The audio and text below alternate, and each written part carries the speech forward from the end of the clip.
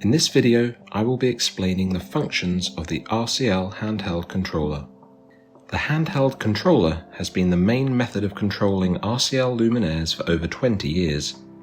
From this little device, it is possible to select individual luminaires, control their dimming level, their pan and tilt angles, and now even their color temperature and beam angles.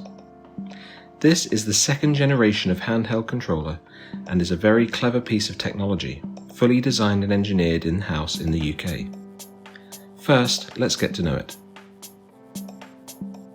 At the top of the front of the controller, there is an OLED multifunction display. There are 12 buttons on the front of the remote and 2 buttons located on its sides. These are laser selection, pan left, pan right, tilt up, tilt down. Below these and to the left are the 3 dimmer buttons, increase intensity, decrease intensity, and lamp on and off. In the center of the remote is an OK button, and to its right are the function and back buttons. On either side of the remote are global buttons. On the top of the remote there is an infrared transmitter and a modulated laser. These are used to select the desired luminaire and control individual luminaires or send out commands to multiple luminaires simultaneously. It is powered by 3 AAA batteries, which are not usually included. Basic functions. To select a light, press and hold the red laser selection button.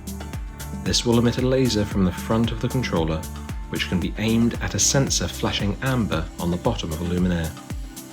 Once the sensor has picked up the laser's signal, it will stop flashing amber and turn solid red.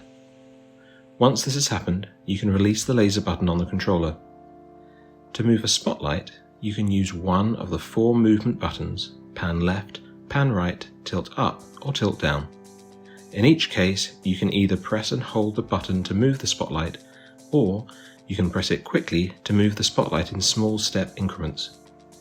Once you are happy with its position, you can adjust the intensity of the lamp. The 3 buttons on the lower left control intensity. Press the plus button to increase the intensity, the minus button to decrease it, or the power button in the bottom left to cycle between 0 and 100% intensity level. It is possible to send a spotlight to its home position, which is in the middle of its pan and pointing straight down by pressing either the function up or function down to enter the function menu, and keep pressing until home position is displayed on the screen.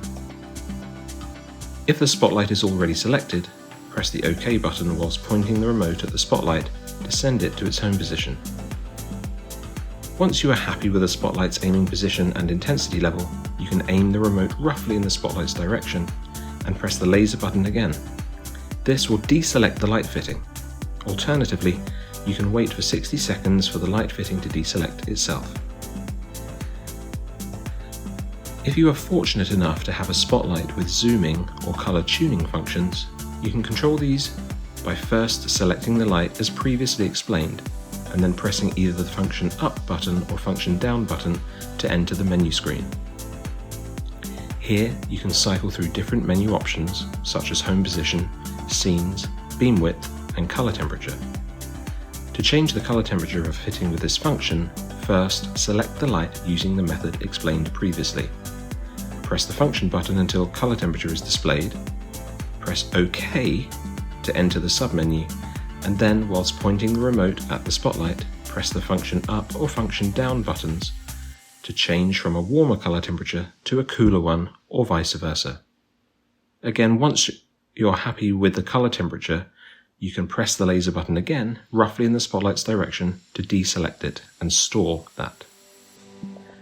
To change the beam width of a fitting with this function, first select the light using the method explained above. Press the function buttons again until beam width is displayed. Press the OK button to enter the submenu, and then press the function up or function down buttons again whilst pointing the remote at the spotlight to modify the beam angle wider or narrower. Like before, if you're happy with the beam angle, you can press the laser button again, roughly in the spotlight's direction, to deselect it. Now let's look at scene functions. All remote-controlled lighting spotlights have the ability to record and recall aimed positions and dimming levels in what we call scenes. To record an individual luminaire's position as a scene, first aim and dim the luminaire to your desired position, then, with the light still selected, using the function buttons, scroll until Record Scene is displayed. Pressing the OK button again will bring up a list of scene numbers which you can cycle through using the same function buttons. Once your desired scene number is displayed, point the remote at the spotlight, which has already been selected, and press the OK button to tell it to record its current settings. If the spotlight has not previously homed itself, or if power to the spotlight was cycled recently, the spotlight may need to go through a homing sequence in which it finds its limits. Similarly, if you wish to recall a previously recorded scene, select the spotlight with the laser button, use the function buttons to display Recall Scene, and then pick the scene number to be recalled.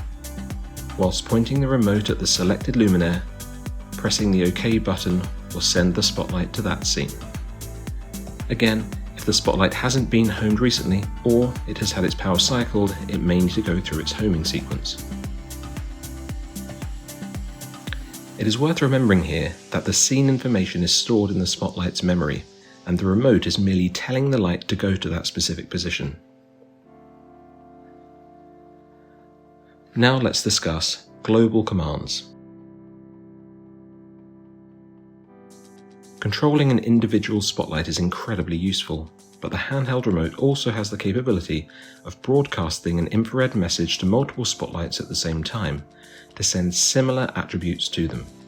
These can be dimming levels, home position, color temperature, beam width, and scene functions.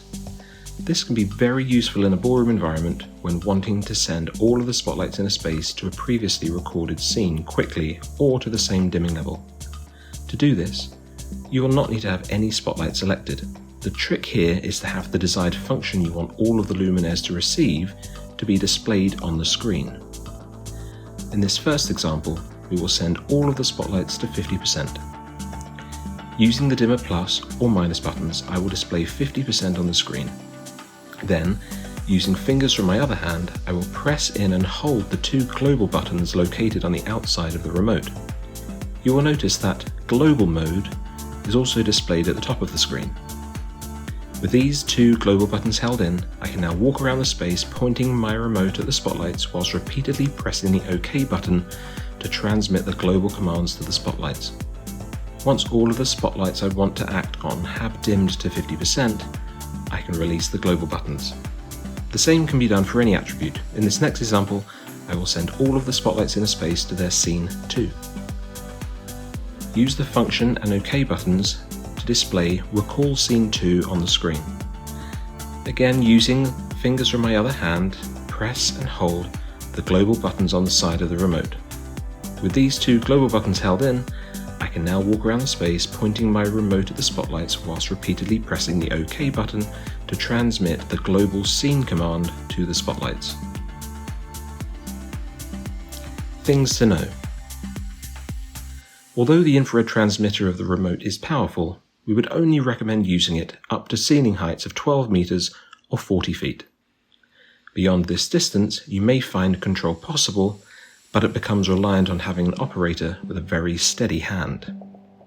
Even if your control methodology does not use the handheld remote for movement, for example in DMX or RCL control systems, at least one handheld controller is always required to either set up the addresses or pair luminaires, and we would always recommend 2 for redundancy.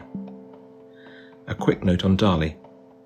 If you want the spotlights to also move to recorded pan and tilt positions when a DALI go to scene command is sent, you may need to enable this via the controller.